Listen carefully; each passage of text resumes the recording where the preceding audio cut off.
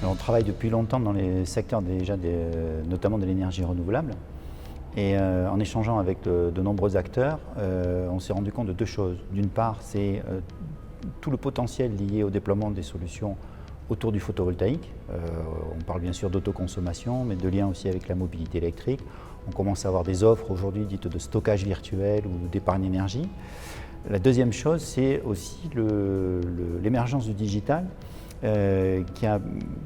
qui permet d'avoir toute une série de nouveaux usages, de nouveaux services qui peuvent se déployer.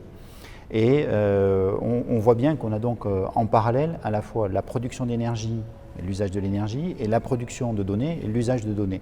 À partir de là, il y a une convergence naturelle qui ressortait de nos échanges. Beaucoup d'acteurs nous disaient mais on est prêt à y aller.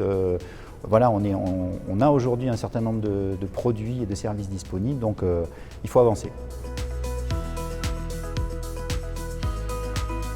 Alors, donc il y a cette valorisation, comme je le disais, des offres à la fois production énergie, gestion d'énergie, production de données et gestion de données, et la rencontre avec les porteurs de projets, les concepteurs de projets qui viennent du monde du résidentiel, du tertiaire, de l'industrie.